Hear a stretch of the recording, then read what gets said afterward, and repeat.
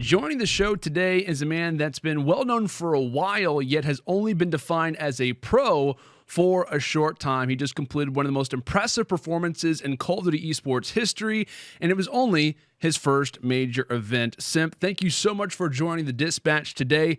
How's school going, by the way? It's boring right now just because we're in our last month, so we don't really do anything. Now, on the topic of school, I mean, surely it's difficult to play in the pro league and at these events, especially whenever you're in school at the same time. I feel like not a whole lot of people kind of realize the grind and how difficult that must be for you. I mean, how has it been pretty much going to school on a regular basis while also performing for hundreds of thousands of dollars on the side? Um, at first it was kind of stressful just because we didn't really know how to balance. Because we have a certain amount of days we can miss before it's like you just have a certain amount of days, and it took a while to talk to the school to get just more days basically so I could do this. Yeah, because I was curious, like, how that process would go. Like, like, do you go to the teacher? Like, do you go to the principal and like, hey guys, I kind of have this thing that's kind of important. I may or may not need to miss like 3 to 5 days for going and traveling and stuff like that. So I was curious, like, how that process went. I'm glad to hear that that's all kind of being ironed down, and thankfully, it's kind of toward the end of the school year as well. It's not like kind of at the start of your senior year or something along those lines, but.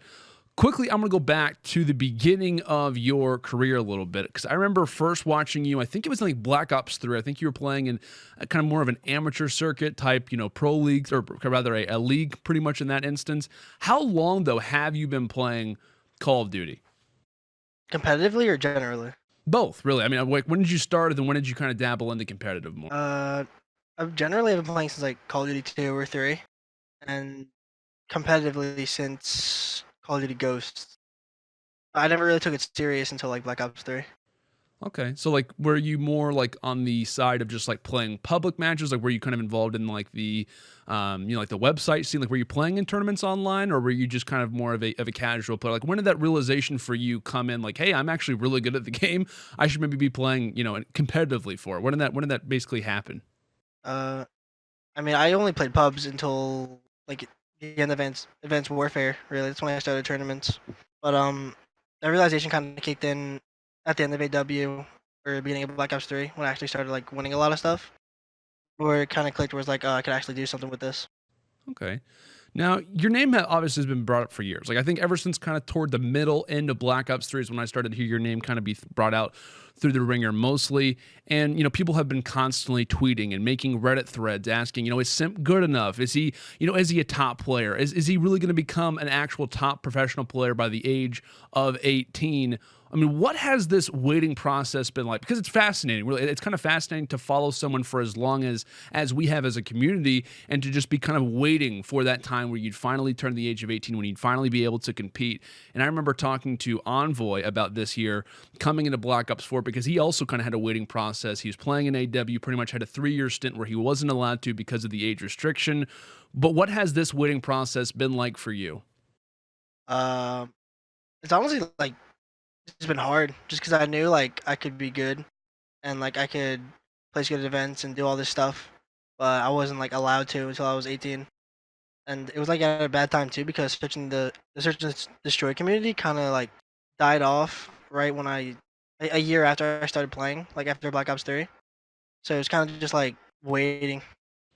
Yeah, and I feel like too, it's kind of an odd, or it's kind of an interesting situation, because of all the times where people are like making these, Reddit posts, or even, making these tweets and saying like, is he good enough? And all you want to do is just be able to prove it, and you just haven't had that opportunity to until, more recently. We talked about Fort Worth, and obviously leading more specifically into London. And obviously we don't have to go into specifics, of course, with this situation, but when you were finally given that call, from E United to join that starting lineup, what was your initial reaction? And was it kind of more of just like a freedom sense? Did you know it was coming? Like, what was your thoughts initially when E United was like, hey, we need you to join, the pretty much the main lineup? When they first contacted me, I was really excited basically just because they were basically the only pro team that hit me up during the roster change period.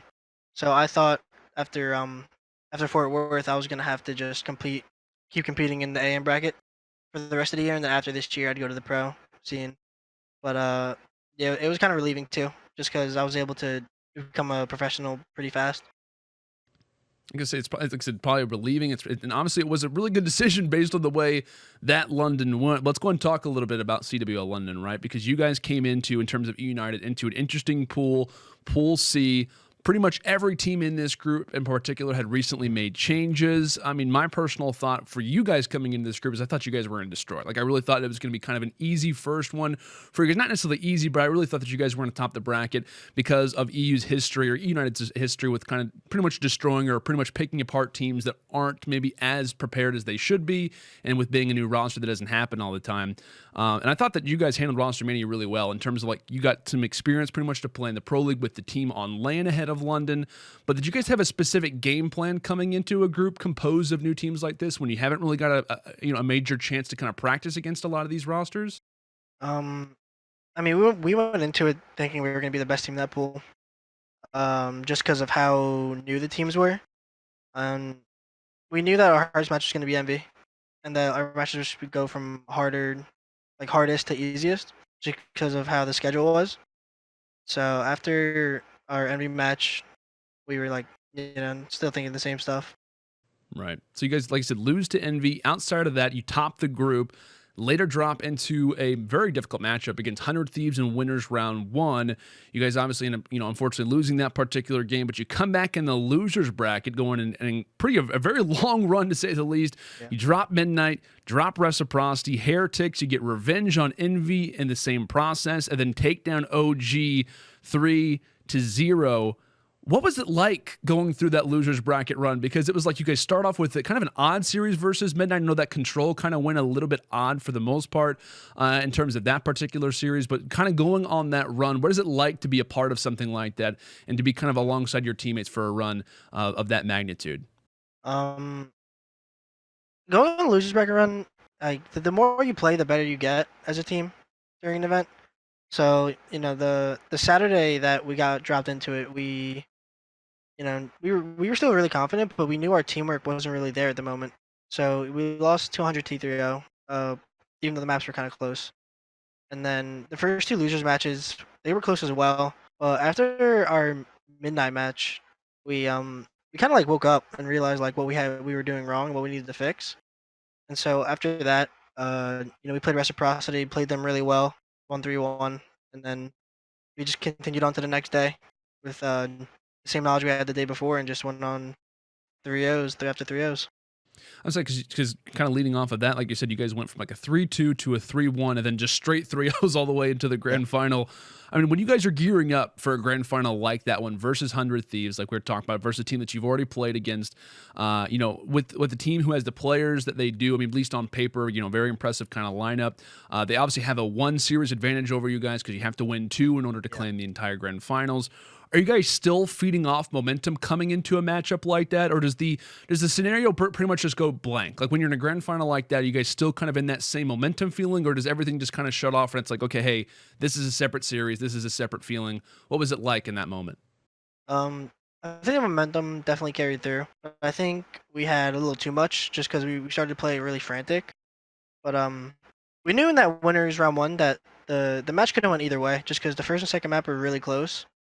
And then the control wasn't, but the first 2 maps could have gone either way, and the series could have gone either way if we won those 2 maps.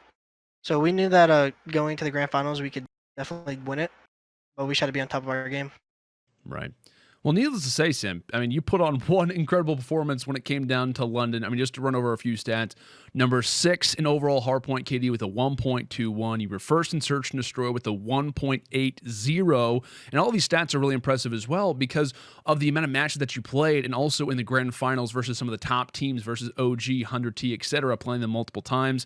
Along with Search and Destroy, you were number 1 in Control with a 1.42, number 3 in overall respawns with 1.29, and overall you had a 1.41 KD, and by COD stats, a 1.45 adjusted KD, just to make it that much better. You were hitting some unbelievable snipes as well to go along, with that impressive slaying ability. Most notably, there was that one that happened on Gridlock versus 100 Thieves, where you pretty much got that triple.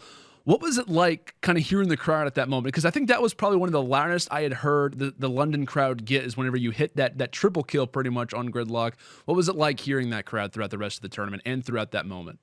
The crowd of London was really amazing actually. Like they were just super involved. But that specific scenario, I mean, it was I don't even know how to describe it. It was just like just crazy, just hearing them.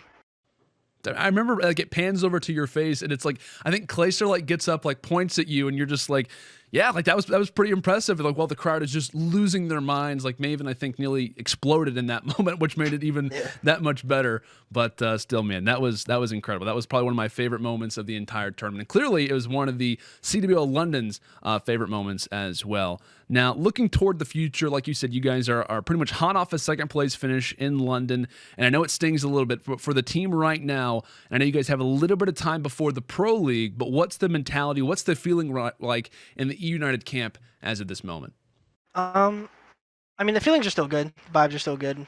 We we knew going into that event that the 100T was going to be the team to beat just because of how scrims were going. And yeah, we knew we could win. Got the grand finals. It was unfortunate that we lost, but moving forward, I think Pro League's important just because of playoffs. But I think it'll be really good practice as well, just because we can fix a lot on land that we're not going to fix online.